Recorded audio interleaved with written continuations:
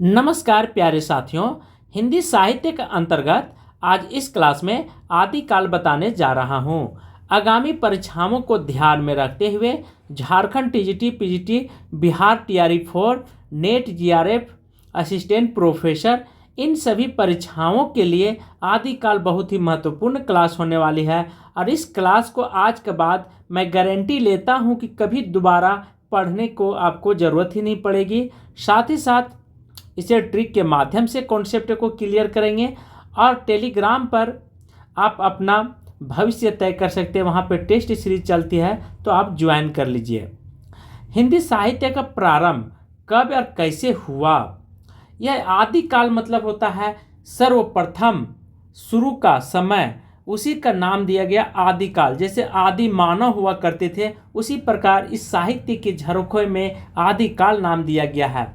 आदिकाल का आपने देखा होगा हर्षवर्धन का समय, अशोक का समय, हर चीज़ों को कुछ न कुछ अंश हमें पढ़ने को देखने को अवश्य मिलती है शिलालेखों के माध्यम से।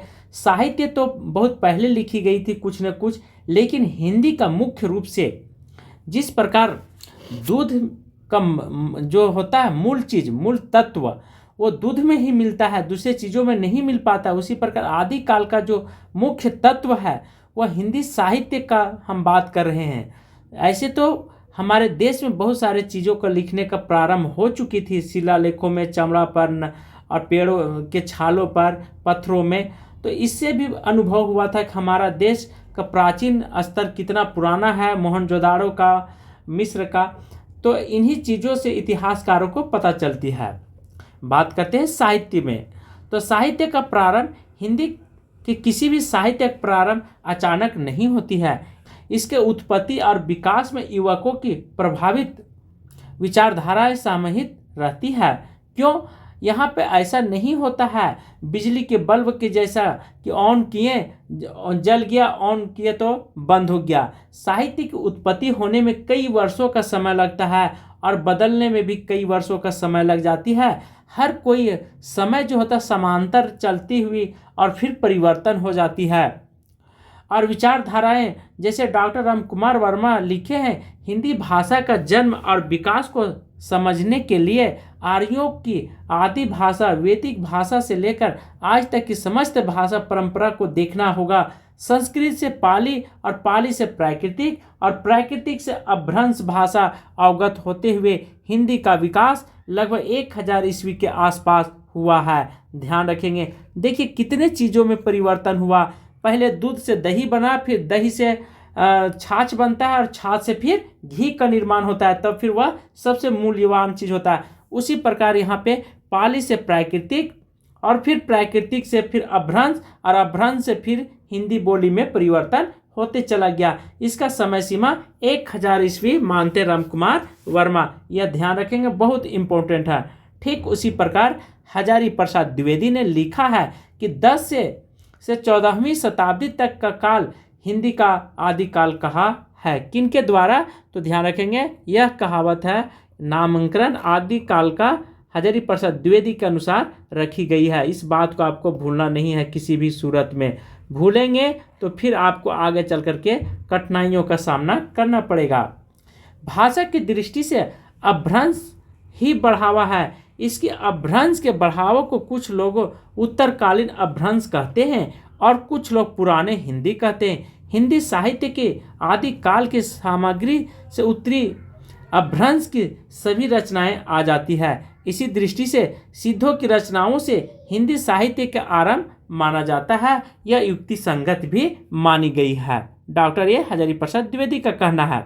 उसी प्रकार दिनेश के भाषा में यदि हम बात करें, हिंदी साहित्य का प्रारंभ सिद्धों की रचनाओं से करने के साथ साथ साहित्य की चेतना की दृष्टि से भी सिद्ध साहित्य से ही हिंदी साहित्य का आरंभ माना जाता है। यह तर्क प्रस्तुत करते हैं कौन? दिनेश, महान एक हिंदी शास्त्री थे, हिंदी वैज्ञानिक थे। उन्होंने इस तरह की भाषा बोलते हैं। यह ध्यान रखेंगे, बहुत ही महत्वपूर्ण है, क्योंकि कभी कभी पूछ देगा कि हिंदी भाषा, हिंदी साहित्य की उत्पत्ति कहाँ से हुई, कब हुई, तो आपको बताना होगा। अब बात करेंगे हिंदी का प्रथम। विभिन्न विद्वानों ने हिंदी का प्रथम कवि किसे माना है, तो इसके प्रति मतभेद रहा है। ऐसा नहीं कि सबका मत एक ही जैसा रहा है। कुछ न कुछ अंतर जरूर रहा, यह बात आप देखेंगे तो बहुत ही आश्चर्य होगा। जैसे हिंदी के प्रथम कवि कौन है, इस संबंध में विवाद है, आज तक के लिए विवाद है। इनके आधारों और प्रसिद्ध कवि सरहप्पा को हिंदी का प्रथम कवि होने का श्रेय प्राप्त है। सरहप्पा की भाषा में हिंदी का प्रारंभिक रूप वर्ण विषय चेतना दृष्टि से सरहप्पा को काव्य की भक्ति काल बीज अंकुरित होना, सरहप्पा द्वारा कविता में दोहर पदों की शैली का प्रयोग करना, जिसे पारवर्ती हिंदियों द्वारा परंपराओं के रूप में अपनाया जाना आदि विभिन्न तथ्यों को आधार पर हिंदी का प्रथम कवि माना गया है। कभी कभी पूछेगा कि किन तथ्यों पर, तो विभिन्न तथ्यों को, ऐसा नहीं कि डायरेक्ट आप किसी का नाम कर दे या किसी का स्थान दे दें, ऐसा नहीं होता है। पुराने चीज़ों को पहले उसे संशोधन किया जाता है, उसे जांचा जाता है, उसे परखा जाता है, प्रवृत्तियों को, काल को, तब कहीं इस मुकाम तक पहुंची जाती है। विभिन्न विद्वानों द्वारा प्रथम कवि कौन मानते हैं, किसे मानते हैं, यह भी मतभेद रहा है, तो ध्यान रखेंगे। चंद्रधर शर्मा मुंज को प्रथम कवि के रूप में मानते हैं। उसी प्रकार आचार्य रामचंद्र शुक्ल मुंज और भोज कवि को मानते हैं। इसे भी हम बताएंगे किस माध्यम से मानते हैं, क्योंकि हर चीज़ को मानने के पीछे कोई न कोई तर्क जरूर रहता है। बिना तर्क की कसौटियों पर आप खड़ा नहीं उतर सकते हैं। शिव सिंगर पुष्प या पुंड कवि को मानते हैं, इस बात को आपको भूलना नहीं है किसी भी हाल में। उसी प्रकार मिश्र बंधु जो हैं वह पुष्प या पुई को मानते हैं। हजारी प्रसाद द्विवेदी जी अब्दुल रहमान को मानते हैं प्रथम कवि के रूप में, इसे भी आप याद रखेंगे, क्योंकि हर बिंदु पर आपको पहलुओं पर ध्यान रखना होगा। नहीं ध्यान रखेंगे तो फिर आपको आगे चल कर के दिक्कत का सामना करना पड़ेगा। राम कुमार वर्मा स्वयंभू को मानते हैं। उसके बाद बच्चन सिंह विद्यापति को मानते हैं। गणपति चंद्र गुप्त प्रथम कवि शालिभद्र सूरी को मानते हैं। टीजीटी पीजीटी में यह आया हुआ है, बहुत बार टीजीटी में आया हुआ है और पीजीटी में भी इस तरह की क्वेश्चन पूछ देता है। राहुल सकृत्यायन सरहप्पा को मानते हैं, इसे भी आपको भूलना नहीं है। हिंदी साहित्य का प्रारंभ विभिन्न विद्वानों द्वारा मोटा मोटी माना गया है। जैसे 693 अर्थात 7वीं सदी से डॉक्टर राम कुमार वर्मा मानते हैं। उसी प्रकार 769 ईस्वी से अर्थात 8वीं सदी से राहुल सकृत्यायन मानते हैं और 643 ईस्वी अर्थात 1389 ईस्वी से मिश्र बंधु मानते हैं, यह भूलना नहीं है। 993 विक्रम संवत की बात करें तो 10 से 50 से आचार्य रामचंद्र शुक्ल ये मानते हैं, सर्वमान्य इन्हीं के द्वारा है। 700 ईस्वी से 1400 ईस्वी तक जॉर्ज ग्रियर्सन मानते हैं, ध्यान रखेंगे इन बातों को। उसी प्रकार 1000 से 1400 ईस्वी तक डॉक्टर हजारी प्रसाद द्विवेदी जी मानते हैं। इन चीज़ों को आपको खरा उतरना है सोने की तरह, क्योंकि हिंदी साहित्य का प्रारंभ कभी कभी पूछ देता है, विभिन्न विद्वानों के 4 वहाँ पर रूप दे देगा। 7वीं सदी के मध्य से 796 से 1418 ईस्वी तक कौन मानते हैं, तो डॉक्टर नगेंद्र का मत है। 1184 से 1350 तक डॉक्टर गणपति चंद्र गुप्त का कहना है कि हिंदी का प्रारंभ यहीं से हुई है, इतना ईस्वी के बीच में। उसी प्रकार आदिकाल की परिस्थितियों के बारे में जानेंगे कि आदिकाल का परिस्थितियाँ किस तरह से घटित हुआ और फिर आज आधुनिक युग तक पहुँचा है। आपने देखा होगा कि आपके बचपन की परिस्थितियाँ धीरे धीरे मेहनत करते गए तो बदलाव होती गई। उसी प्रकार हिंदी साहित्य के साहित्यकारों ने मेहनत करके आज इस संघर्ष तक, मतलब इस मुकाम तक हमें पहुँचाए हैं हिंदी भाषा को देख करके। क्योंकि कोई भी बिना भाषा के कोई भी संस्कृति और सभ्यता का पता नहीं चल सकती है, और संस्कृति और सभ्यता ही भाषा का मूल अस्तित्व होता है। इसके बिना आप कोई भी साहित्य लिखने की कल्पना नहीं कर सकते हैं। अब यहाँ पे आदिकाल की राजनीतिक परिस्थितियाँ किस तरह से घटित हुई है, वहाँ के शासन व्यवस्था को समझेंगे राजनीतिक परिस्थितियों के अंतर्गत।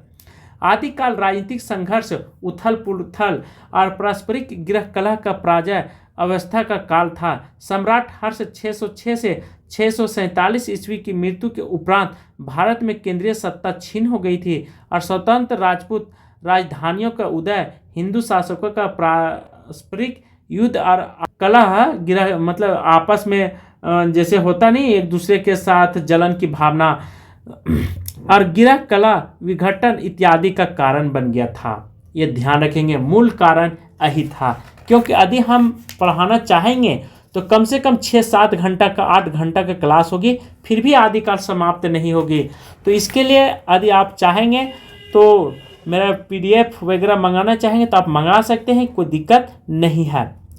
अब यहाँ पे राजनीतिक परिस्थितियाँ हर्षवर्धन के समय बहुत सारी चीज़ों कर रखी गई थी और विशाल इस्लाम की नींव जो था वह समा गए थे। 8वीं सदी और 15वीं शताब्दी तक ईस्वी तक भारतीय इतिहास की राजनीतिक परिस्थितियाँ, हिंदू सत्ता धीरे धीरे क्या हो गया, क्षय हो गया था, अर्थात समाप्त होती गई थी और इस्लाम धीरे धीरे का उदय होते चला गया था। ये परिस्थितियाँ हुई थी।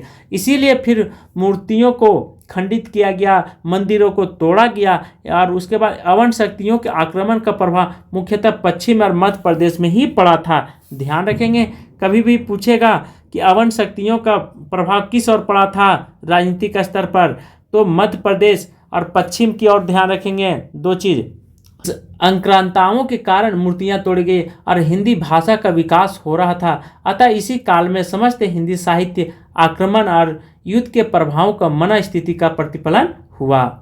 आदिकाल के युद्ध प्रभावित जीवन से कहीं भी संतुलित नहीं था। जनता विदेशी आक्रांताओं के अत्याचारों के साथ साथ युद्ध को यहाँ पे देखने को मिलती थी, युद्ध करते थे और इसी के कारण भारत क्या हुआ, धीरे धीरे बदलती चली गई। सामाजिक परिस्थितियाँ, आदिकाल समाज तमाम रूढ़ि परंपराओं, अमंडरों, ऊंच नीच, छुआछूत, जात पात आदि की भावनाओं से लोग पोत था।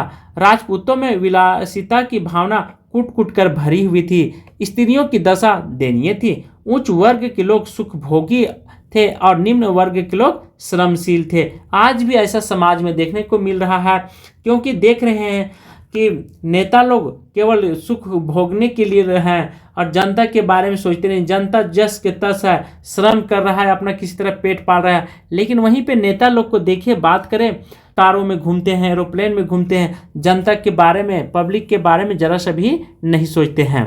उसी समय आज आधुनिक युग में पहुंच गए से इतना परिवर्तन आज भी नहीं हुआ है जितना होना चाहिए।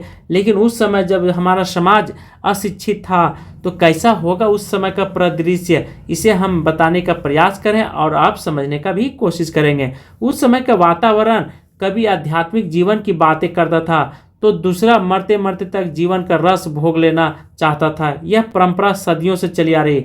तीसरा ऐसा कवि था जो तलवार के गीत गाकर गौरव के साथ जीना चाहता था। यही इस काल का राजनीतिक परिस्थितियों का एक विचित्र देन था। इसके फलस्वरूप आदि स्त्री भोग, हठ योग से लेकर अध्यात्म पलायन और उपदेशों का भी साहित्य एक और लिखा गया था। तो दूसरे और ईश्वर के लोग कल्याणकारी सत्ता में विश्वास करते थे। लड़ते लड़ते जीने और संसार को सरस बनाने वाला भावना भी साहित्य रचना के मूल सन्निहित हुई थी। हर्षवर्धन का दरबार संस्कृत के कवियों और पंडितों से भरा हुआ करता था। प्यारे दोस्तों, इन बातों का आपको भूलना नहीं है। अपभ्रंश जिन भाषा और कवियों का उस समय कोई प्रोत्साहित नहीं मिलता था, किंतु राजपूतों की राजधानियां स्थापित हो जाने के पश्चात लोक भाषा आदर बढ़ने लगा था। मध्य प्रदेश में भी स्थिति विपरीत ही रही थी और प्रतिहार और गढ़वाल राजा वैदिक भावनाओं के समर्थक बने रहे। डॉक्टर हजारी प्रसाद द्विवेदी अपने शब्दों में वे कहते हैं, वे बाहर से बुला बुलाकर अनेक ब्राह्मणों वंशों को दान देकर काशी में बसा रहे थे और संस्कृत को उन्हें बहुत प्रोत्साहन दिया। इसी प्रकार उचित प्रोत्साहन अभाव के लोक भाषा की कवियों का काव्य रचना के अनुकूल वातावरण नहीं मिलता था। जो कवि धार्मिक भावनाओं से अनुप्रमाणित थे, वे किसी की परवाह किए बिना काव्य साधना करते थे, किंतु जो कवि राज आश्रित हो जाते थे, उन्हें अपने राजा की प्रशंसा करने के लिए काव्य रचना करनी पड़ती थी और धर्म और राज से मुक्त रह करके कविता करने वाले कवियों को प्रतिभा के विकास के लिए उचित वातावरण नहीं था। ठीक है। उसके बाद धार्मिक स्थितियां क्या था कि आदिकाल की धार्मिक स्थितियां अस्थिर थी। इस दौर में शैव, वैष्णव, जैन धर्म इत्यादि की भावना की आक्रांता थी। राजपूतों में संघर्ष छिड़ा हुआ था। साधारणतः जनता का विश्वास पूर्ति मूर्ति पूजा और बाहुदेववाद, ध्यान, योग, तंत्र मंत्र, जादू टोना, अंधविश्वास आदि के प्रति बढ़ गया था। भूत प्रेत पुजारियों में भी धन का लोभ था, विलासिता प्रिय था, घर कर लिया था। कुल मिलाकर धार्मिक दृष्टि से आदिकाल अराजकता काल था। इसके लिए धार्मिक क्या था कि इसमें बाह्य आडंबर बहुत था और धार्मिक परिस्थितियों में परिवर्तन आरंभ हुआ था। इस बार और नायबार संत दक्षिण भारत से उत्तर भारत की और धार्मिक आंदोलन लाए थे। 642 ईस्वी में हेनसांग ने दक्षिण भारत की यात्रा की तो वह बौद्ध धर्म की पतन की झलक पाकर बहुत दुखी हुआ था। परंतु भारत में भी इस समय का प्रभाव आ रहा था। वैष्णव मत इस समय अधिक प्रतिष्ठित नहीं था, अतः जैन मत सम्मान पा रहा था। यह शैव मत, परिणाम यह हुआ कि शैव और जैन मत आगे बढ़ने की होड़ में परस्पर टकराने लगे थे। यह सदियों से चली आ रही एक धर्म दूसरे धर्म के आगे, और भारत संस्कृति और सभ्यता का 12वीं शताब्दी तक वैष्णव आंदोलन तीव्र होने लगा था। उसके बाद शैव आंदोलन ने भी नया रूप ले लिया था। फलतः क्या हुआ कि जैन मत परिचारकों की शक्ति घटने लगी और राजपूत अहिंसा मूलक मतों में विश्वास नहीं करते थे, पर शैव मत अभाव अधिक था। शैव मत में कमी पाई गई थी। इन चीज़ों का आपको भूलना। मध्य प्रदेश में जो था वह गढ़वाल राजा अस्मात थे तथा मलवा के राजा वैदिक धर्म के समर्थक थे, और गंगा और नर्मदा के अंतराल में कुछ कलचुरी वंश शैव मत का प्रचार में लगा हुआ था। इस तरह से धार्मिक परिवर्तन भी आदिकाल में दिखाई देता है। उसके बाद आदिकाल का साहित्य जो था वह धीरे धीरे और विकसित होने चला। उसके बाद काशी इसी वंश में प्रतापी राजा कर्ण के प्रभाव से काशी शैव साधना का केंद्र बनी, और धीरे धीरे अस्मात माता अनुयायी जनता भी शैवी होती गई, अर्थात शैव धर्म को मानने वाले शिव धर्म को। वस्तुतः समस्त उत्तर भारत धीरे धीरे क्या हुआ, शैव मत में परिवर्तन होने लगा और बौद्ध एवं अस्मात प्रभावों को स्वीकार करता हुआ एक नया रूप लेने लगा। नाथ मत का उदय इसी रूप में हुआ था। डॉक्टर हजारी प्रसाद के द्विवेदी के अनुसार हिमालय के पाद देश में प्रचलित नाथ पूजा बौद्ध धर्म का प्रभावित करके वज्रयान शाखा का नाम प्रसिद्ध हो गया था। उसके बाद डॉक्टर ईश्वरी प्रसाद के विचार से इस समय राजपूत शौर्य का उदय के कारण ब्राह्मण धर्म की विजय पताका सर्वत्र फहरा रही थी, किंतु साथ ही साथ यह भी सत्य है कि बौद्ध धर्म अपनी जड़ें गहरी करने के लिए सर्वत्र प्रयत्नशील था। इसकी महायान शाखा मंत्र तंत्र जादू टोने और ध्यान धारणा आदि अनेक प्रभाव निम्न स्तर से हृदयों को छा रहे थे। जनता हिंदू साधुओं की जितनी प्रतिष्ठा करती थी उतनी ही प्रतिष्ठा बौद्ध संन्यासों की भी थी। इनके प्रभाव से मनुष्यों के आत्मविश्वास की कमी होती जा रही थी। शेष साधकों का बढ़ता हुआ प्रभाव इस दिशा में और अधिक सहायक हुआ। वे जनता की 84 लाख योनियों में भटकने का भय दिखाकर निरुत्साहित करने लगे और धार्मिक स्थानों को दुर्दशा हो चली थी। अभिचार, आडंबर, अर्थलोभ आदि जिन दोषों का बोध बिहारों में प्रधान हो गया था, उन्हीं में हिंदू मंदिर भी ग्रस्त हो चले थे। पुजारी एवं महंत धर्म के सच्चे स्वरूप से अपरिचित होते जा रहे थे। प्रलोभन और प्रबल होता चला गया था। सोमनाथ मंदिर पर किए गए आक्रमण मोहम्मद गजनवी को सफलता मिल गया था और शैव एवं जैन संघर्ष सूचना मिलते ही उसमें मंदिरों में बढ़े हुए विलास एवं धन संग्रह का भी पर्दा खुलता गया था। ये था धार्मिक प्रवृत्ति। आदिकाल का साहित्य। आदिकाल का साहित्य परिस्थितियाँ समृद्ध थी। इस काल में M.O. आनंदवर्धन, अभिनय गुप्त, उसके कुंतक, मम्मट, राजशेखर, विश्वनाथ जादे आदि विद्वानों ने संस्कृत साहित्य का समृद्ध परंपरा विकसित की थी। तो दूसरी ओर जैन और साहित्य कवियों की प्राकृतिक एवं अभ्रंश साहित्य का भी वृद्धि हुई थी। यह बात आपको भूलना नहीं है, क्योंकि पश्चात कवियों में सदा इनकी नाम जय जयकार होती आ रही है और होती रहेगी। साहित्य जब तक जिंदा रहेगा, साहित्य जब तक सूरज चांद रहेगा, तब तक इन कवियों का नाम जो है से हमेशा जय जयकार होती रहेगी। क्योंकि ऐसा नहीं कि हिंदी साहित्य, हिंदी भाषा का उदय तुरंत हुआ। कोई भी भाषा का जन्म बीज से होता है, अंकुरित होती है तो वह धीरे धीरे पेड़ बनती है। ऐसा नहीं है कि अचानक जाकर के पेड़ बन जाती है। उसी प्रकार भाषा भी व्यापक रूप तभी लेती है जब वह धीरे धीरे उसका व्यापक स्तर बढ़ता है।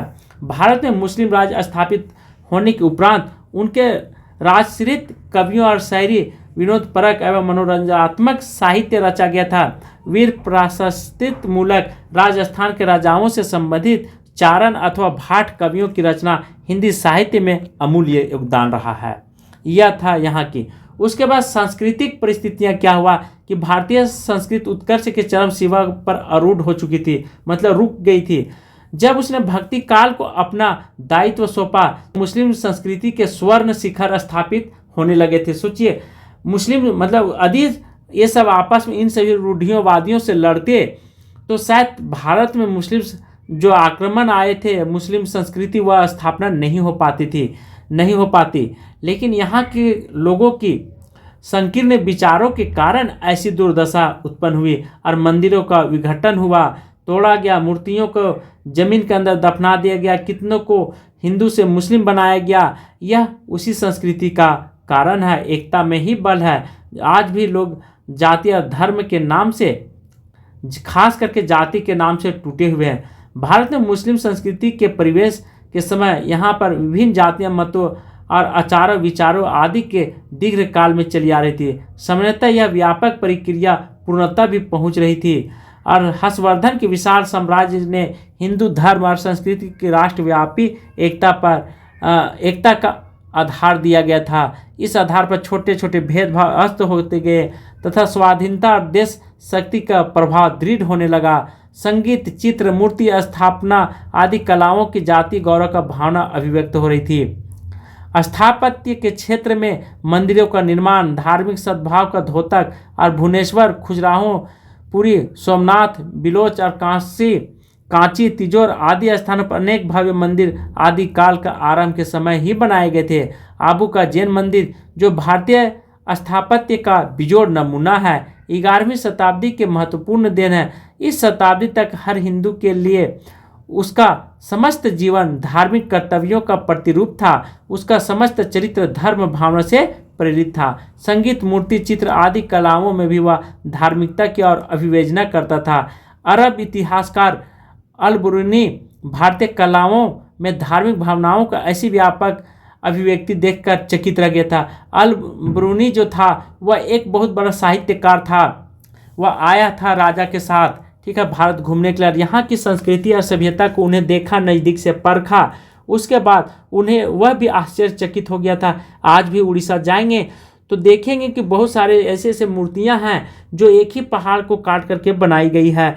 उड़ीसा का जो सूर्य मंदिर है बहुत ही आश्चर्यचकित है आज भी। तो यह आदिकाल का धरोहर है। ये ऐसा नहीं कि आधुनिक युग में ऐसा बना सकता है।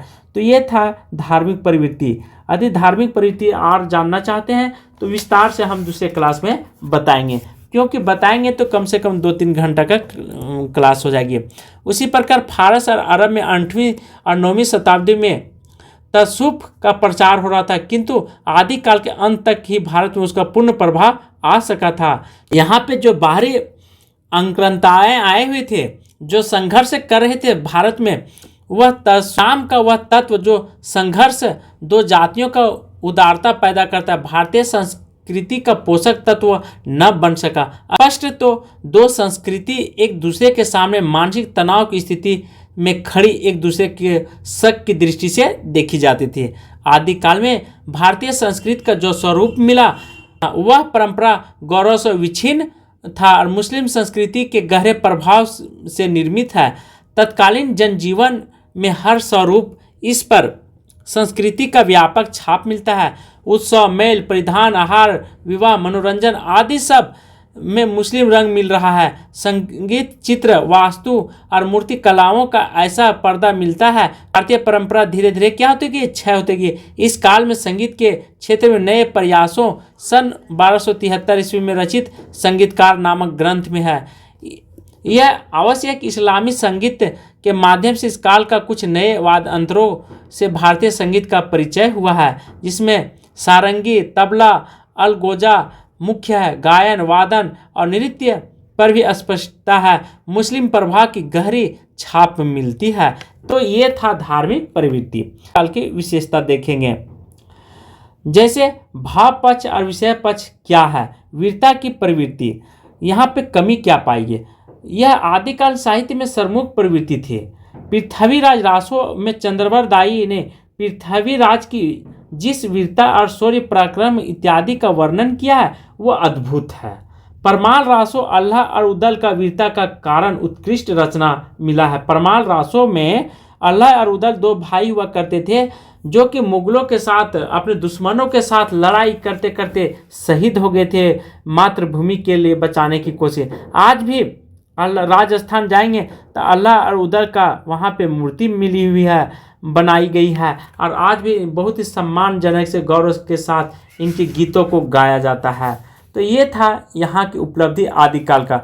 उसी प्रकार सिंगारिता में यदि हम बात करें तो सिंगारिता के साथ सिंगारिता की प्रवृत्ति आदिकाल का उल्लेखनीय विशेषता थी, पर इस काल में संयोग श्रृंगार चित्रण अधिक हुआ करता था। संयोग श्रृंगार के वर्णन की दृष्टि से निम्नलिखित उदाहरण जैसे मनहु कला, शशिभान कला, 16 सोमवार बनी, कुटिल केश सुदेश पहु, रचित पीक सद।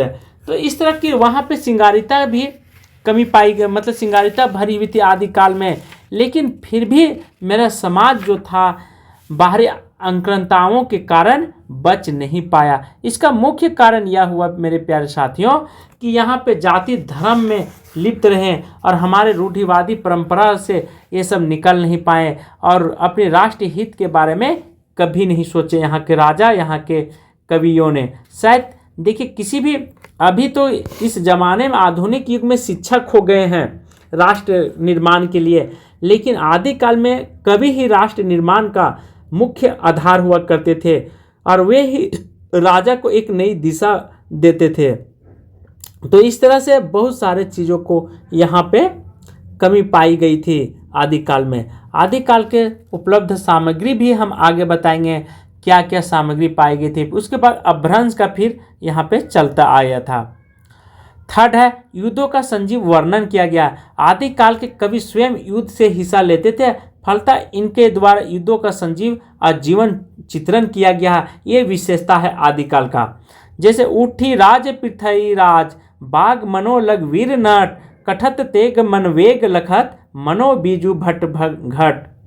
समझ लीजिए इस पंक्ति बहुत ही महत्वपूर्ण है। यदि आप इस पंक्ति को समझ लेते हैं, ध्यान रखिए, युद्धों का संजीव वर्णन किया गया, ऐसा वर्णन किया गया लगता है कि कवि वहाँ पे जाकर के अपनी आंखों से देखा है। उस तरह की पंक्तियों में यहाँ पे आदिकाल में वर्णन किया है। अर्थात उठी राज प्राथिराज, बाग मनो लग वीर नट, कठत तेग मन वेग लखत, मनो बीजू भट्ट घट। तो ये था युद्ध का विशेषता आदिकाल का। 4 है अन्य विशेषताएं।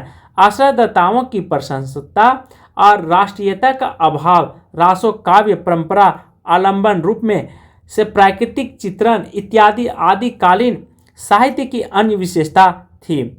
उसके बाद अपभ्रंश, डिंगल और पिंगल खड़ी बोली, अमीर खुसरो में तो लिखा गया है, ठीक है, खड़ी बोली का जनक, और मैथिली में लिखने वाले विद्यापति भाषा का प्रयोग वीर एवं श्रृंगार रस का प्रधान कवि है। कथात्मक और मुक्तक खुसरो की पहेलियाँ, सिद्धनाथों की रचनाएं काव्य रूप से इत्यादि आदिकाल का प्रमुख कला पक्ष विशेषताएं थी। तो ये अपभ्रंश का भी वहाँ से उदय होने लगा। उसके बाद आदिकाल में शिक्षा है विशेषताएं कि आदिकाल में 2 शैलियाँ मिलती थी। कौन कौन? डिंगल और पिंगल। डिंगल शैली में कर्कश शब्दावलियों का प्रयोग होता था, अर्थात डिंगल में क्या था, शब्द जो थे वो कर्कश थी, जबकि पिंगल शैली में कर्णप्रिय शब्दावलियों का मिलता था, जिस कारण से इसकी विख्यात और होती चली गई, विस्तार होते चला गया। और कर्कश शब्दावलियों के कारण डिंगल शैली जो था यह अलोकप्रिय हो गया, मतलब इसको कोई उतना चाहने नहीं लगा। उसी के जस्ट अपोजिट पिंगल भाषा कर्णप्रिय होने लगा, सुनने में मधुर लगती थी, जिसके चलते लोग इसे अपनाने लग गए और इसी कारण से यह लोकप्रिय होती चली गई। आगे चल करके यह किस में विलय हो गया? तो ब्रज भाषा में विलय हो गया। जैसे कहते हैं ना कि गठबंधन का सरकार है, आगे चल करके इसमें विलय हो गया, उसी प्रकार विलय मतलब मिल जाना।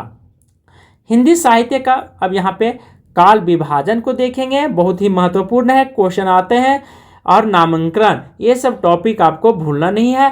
आदिकाल को इतना विस्तार से मैं बताया कि जीवन में कभी आप नहीं भूल सकते हैं। जॉर्ज ग्रियर्सन का काल विभाजन और नामांकन। सबसे पहले जॉर्ज ग्रियर्सन महोदय ने चारण काल कहते हैं और इसका समय सीमा 700 से 1300 ईस्वी मानते हैं। उसी प्रकार सेकेंड में क्या कहते हैं, 15वीं सदी धार्मिक पूर्ण जागरण काल कहते हैं। थर्ड का नाम देते हैं मालिक मोहम्मद जैसी का। फोर कहते हैं वज्र का कृष्ण काव्य 1500 से 1600 ईस्वी मानते हैं। 5 का नाम दिए हैं मुगल दरबार। और 6 कहते हैं तुलसीदास। और 7 का समय सीमा बताए हैं रीति काव्य। और रीति काव्य का सन 1880 से 1692 ईस्वी तक मानते हैं।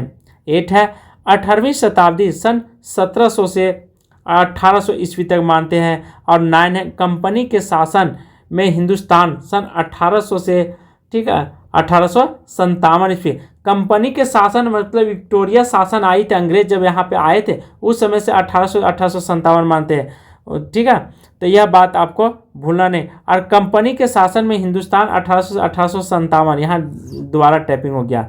उसी प्रकार 11 है विक्टोरिया के शासन काल में हिंदुस्तान सन 1857 से 1887 ईस्वी तक मानते हैं। ये था ग्रियर्सन के महोदय के द्वारा काल विभाजन किया गया था। यदि कुछ त्रुटि होगा तो आप कमेंट बॉक्स में जरूर लिख करके सेंड कर सकते हैं। मिस्र बंधुओं का काल विभाजन। मिस्र बंधुओं में प्रथम को प्रारंभिक काल देते हैं और प्रारंभिक काल को इन्होंने 2 भागों में बांट देते हैं। कौन कौन? तो पूर्व प्रारंभिक काल जिसकी समय सीमा है 700 से 1343 विक्रम संवत। और उत्तर प्रारंभिक काल, उत्तर मतलब होता है बाद का समय, जो 1344 से 1444 विक्रम संवत तक मानते हैं। सेकेंड है माध्यमिक काल, इसका भी समय सीमा 2 तरह से मानते हैं। पूर्व माध्यमिक काल 1445 से 1560 विक्रम संवत तक और प्रौढ़ माध्यमिक काल 1561 से 1680 विक्रम संवत तक मानते हैं। ये माध्यमिक काल का समय सीमा। थर्ड के समय सीमा मानते हैं अलंकृत काल।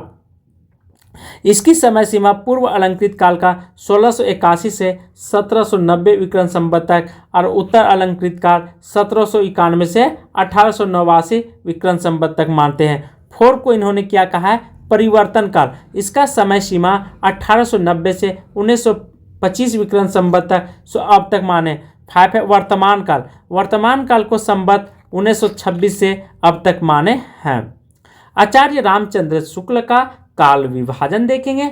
VVI है, बहुत ही इंपॉर्टेंट है, इसे 1000 बार जरूर पढ़ लेंगे।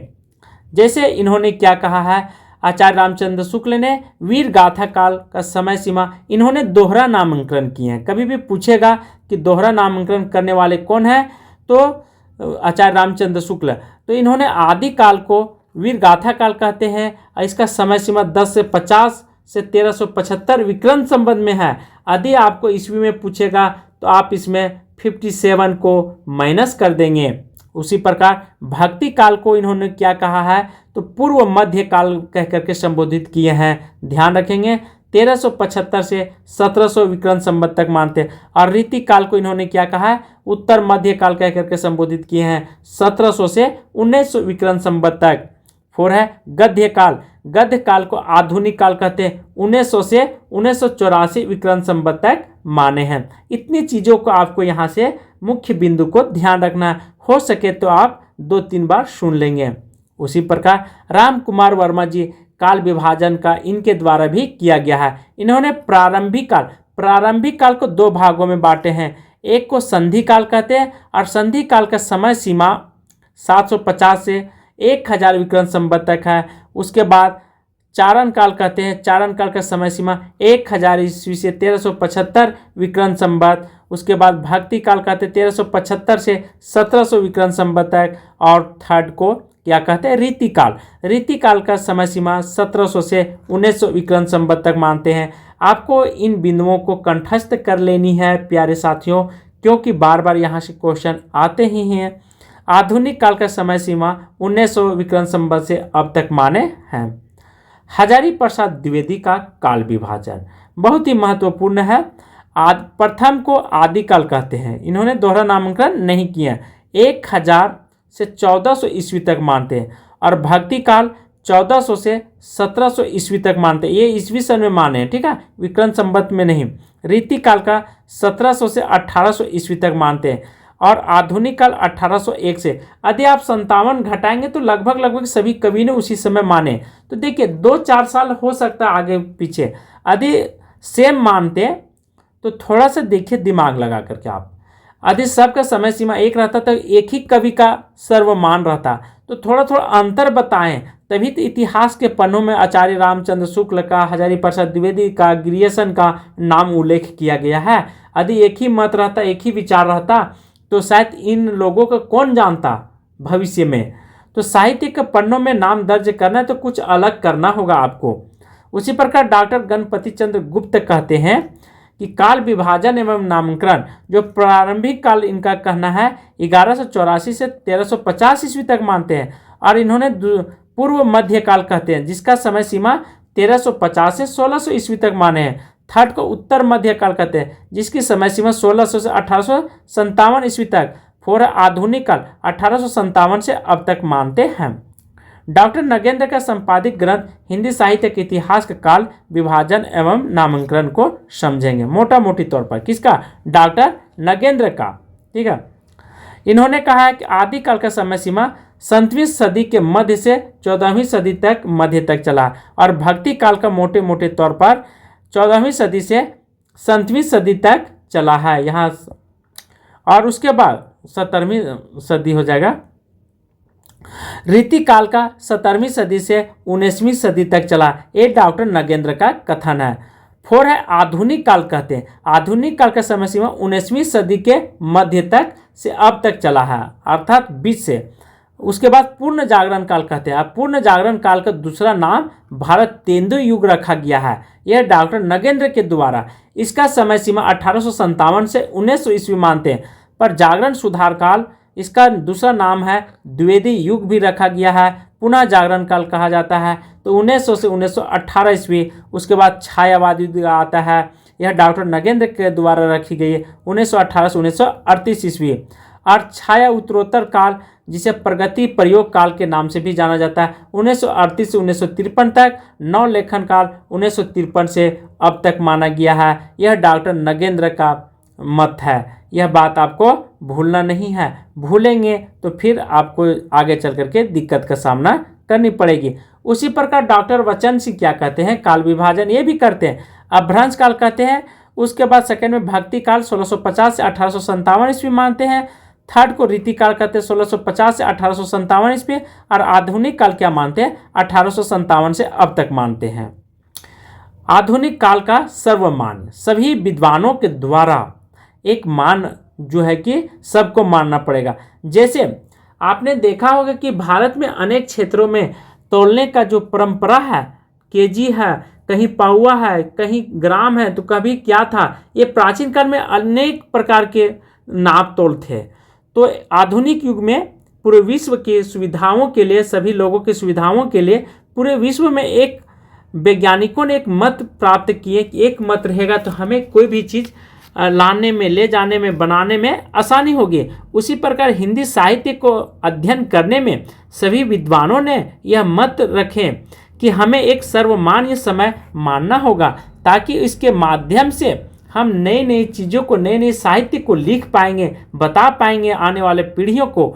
तो यहाँ पे आधुनिक काल का क्या सर्व भारत तेंदु युग जिसे पूर्ण जागरण काल के नाम से जाना जाता है प्यारे साथियों, इसका समय सीमा 1857 से 1900 ईस्वी तक मानते हैं। उसी प्रकार द्विवेदी युग का इसे जागरण सुधार काल नाम दिया गया है। इसे हम आधुनिक बताएंगे तो क्यों जागरण सुधार काल नाम पड़ा, इस पर भी चर्चा करेंगे विस्तार से। इसका समय सीमा 1900 से 1918 ईस्वी। छायावाद युग 1918 से 1938 ईस्वी मानी गई है और प्रगतिवाद युग 1936 से 1943 ईस्वी। और नई कविता 1953 से 1960 ईस्वी और सठोत्री कविता 1960 ईस्वी के बाद लिखा हुआ कविता को सठोत्री कविता नाम दिया गया है। अब बात करेंगे नामांकन। मेरे साथियों, नामांकन जो है सभी विद्वानों के द्वारा अलग अलग मत होने के कारण नामांकन में भी बदलाव हुआ है। जैसे आपके घरों में कोई बच्चा पैदा होता है तो आप देखे होंगे कि हर व्यक्ति नाम जो रखते हैं, नामकरण करते हैं, तो हर कोई का मत जो होता है वो अलग अलग होता है। कोई है कि अपने दादा अपने पुरखों के नाम से जोड़ करके रखता है, तो कोई है कि माता पिता के नाम से, कोई है नाना नानी के नाम से अपने बच्चों का नाम रखना चाहता है। तो बहुत सारे ऐसे हैं कि कोई महापुरुषों के नाम से रखना चाहता है। और आदिवासियों में देखा गया है कि वह जिस दिन पैदा होते हैं उसी दिन के नाम से उसे जोड़ करके रखी जाती है। तो इस चीज़ों को आपको ज़्यादा ध्यान नहीं रखना है। तो इसी चीज़ के कारण अनेक विद्वानों का नामकरण भी अलग अलग पाई जाती है। वीर काल का नाम आचार्य रामचंद्र शुक्ल ने साहित्य की प्रमुख प्रवृत्तियाँ वीर गाथात्मक 12 ग्रंथों को उन्होंने साहित्य को परखा है, देखा है, अध्ययन किया, तब कहीं पे इन्होंने वीर काल नाम दिए हैं, पर यह भी उतना सर्वमान्य नहीं है। परमाल रासो, इन्होंने 12 ग्रंथों कौन कौन, देखिए पृथ्वीराज रासो, परमाल रासो, विशलदेव रासो, हमीर रासो, विजयपाल रासो, खुमान रासो, कृतिलता, कृतिपतका, विद्यापति, पदावली, जय मयंक चंद्रिका, जय मयंक जस चंद्रिका, खुसरो की पहेली की प्रसिद्ध आधार आदि काल का नाम वीरगाथा नाम दिया गया है। इन सभी को आधार बना करके कुछ न कुछ तो आधार होना चाहिए। यदि चोर यदि देखिए चोरी करता है चोर, तो पुलिस जो है कुछ आधार लेकर के जाती है, कुछ प्रमाण रहता है, तभी उसे पकड़ सकते हैं, गिरफ्तार कर सकते हैं। नहीं तो आप कैसे पकड़ सकते हैं? उसी प्रकार कुछ प्रूफ चाहिए, अन्यथा आप बिना प्रूफ के कैसे बताएंगे, आने वाली पीढ़ियों के विद्वानों को कैसे बताएंगे कि हम इस नाम के कारण इतने चीज़ों को हम परख करके और यहाँ से इन चीज़ों को प्रवृत्तियाँ मिली जिस कारण से हमें वीर गाथा काल नाम दिया गया। क्योंकि हमीर रासो, विजयपाल रासो में इसमें वीरता को ज़्यादा से ज़्यादा जिक्र किया गया, वीरता को ही दिखाया गया है, वीर रसों का प्रयोग किया गया है। तो इस कारण से हजारी प्रसाद द्विवेदी जी आचार्य रामचंद्र शुक्ल थे, वो वीर काल नाम देते हैं। इसको आपको भूलना नहीं है आदिकाल को, क्योंकि बहुत बार नाम पूछ ही देता है। तो जॉर्ज ग्रियर्सन महोदय क्या कहते हैं, ध्यान रखेंगे, इनके द्वारा आदिकाल को चारण काल नाम कह करके संबोधित किए हैं। और आचार्य रामचंद्र शुक्ल वीर गाथा काल कहते हैं, ध्यान रखेंगे। और थर्ड है आचार्य महावीर प्रसाद द्विवेदी जी विजवापन काल कहते हैं। और राहुल सकृत्यायन सिद्ध सामंत काल कह करके संबोधित करते हैं। और मिश्र बंधु प्रारंभिक काल कहते हैं। ठीक है। राम कुमार वर्मा क्या कहते हैं, संधि काल कहते हैं। इसे ट्रिक भी हम देंगे, क्यों, देखिए ट्रिक हम आगे अभी जस्ट बताने वाले हैं, इस बात को आपको भूलना नहीं है। ट्रिक जो है से बहुत ही शानदार होने वाला है। आचार्य हजारी प्रसाद द्विवेदी क्या कहते हैं, आदिकाल कहते हैं। उसके बाद सुमन राजे मोहन अवस्थी अंधकार काल कहते हैं। चंद्रधर शर्मा गुलेरी अभ्रंश और पुराने हिंदी कह करके संबोधित करते हैं आदिकाल को। राम खिलावन पांडे हरिचंद्र यह संक्रमण काल कहते हैं। गणपति चंद्र गुप्त प्रारंभिक काल और शून्य काल कहते हैं। रामा शंकर शुक्ल अंधकाल काल कहते हैं, बाल अवस्था काल कहते हैं। शंभुनाथ सिंह प्राचीन काल, वासुदेव सिंह अभ्रंश काल कहते हैं। उसके बाद बचन सिंह अभ्रंश काल ये भी कहते हैं। और विजेंद्र स्नातक वीर परिस्थिति युग कह करके संबोधित करते हैं आगे आदिकाल को। अब यहाँ से ट्रिक हम देखेंगे, कौन सा ट्रिक से आपको आसानी होगी, तो ये सब बात आप भी ध्यान रखेंगे। यह ट्रिक बहुत ही शानदार होने वाली है। जैसे जार्ज को आप चार्ज लगा लेंगे, जार्ज को चार्ज बना दीजिए तो चारण काल। आचार्य रामचंद्र शुक्ल, आचार्य रामचंद्र शुक्ल क्या थे, राम जी कैसा थे, वीर थे, तो वीर गाथा काल नाम पड़ गया। महावीर जी बीज से पैदा हुए थे, ध्यान रखेंगे, ये किसी के माँ के कोख से नहीं पैदा हुए थे महावीर जी, ये ब्लड गिरा था तो उस ब्लड से अर्थात बीज से पैदा हुए थे, तो बीज वापन काल। राहुल सकृत्यायन, यहाँ पे स पर बिंदु है, तो इन्होंने क्या कहते हैं, सिद्ध सामंत काल। देखिए यहाँ पे सिद्ध सामंत थे। मिश्र बंधु, आप कोई भी काम करने से पहले उसमें मिश्री का प्रसाद होता है, मिश्री का प्रारंभिक काल। मिश्र बंधु क्या बोले, प्रारंभिक काल।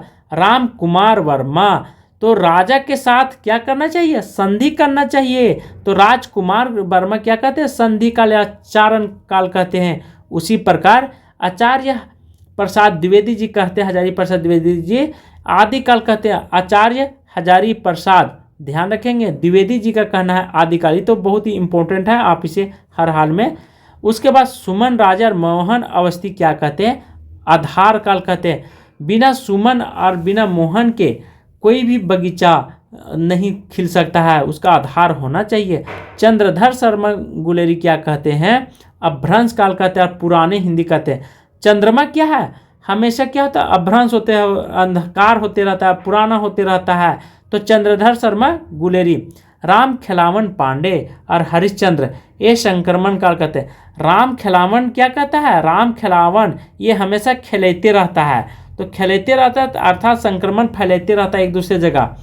गणपति चंद्र गुप्त, गणपति बापा मौर्य ये क्या है? ये प्रारंभिक काल और शून्य काल कहते हैं। गणपति के बिना पूजा जब करेंगे तो शून्य मानी जाएगी। सबसे पहले भगवान गणेश की पूजा होती है, उसके बाद रामाशंकर शुक्ल जो होते हैं अंधकाल काल कहते हैं, बाल अवस्था काल कहा जा बोले हैं। शंभुनाथ से प्राचीन, शंभुनाथ बहुत ही प्राचीन है।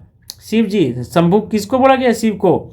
वासुदेव अभ्रंश काल कहते हैं। बच्चन सिंह ये भी अभ्रंश काल कहते हैं। विजेंद्र स्नातक, विजेंद्र स्नातक जो है वीर प्रस्थिति युग कह करके, अर्थात विजेंद्र से विजेंद्र अर्थात विजय तब प्राप्त करेंगे जब आप वीरता से किसी को परास्त करेंगे।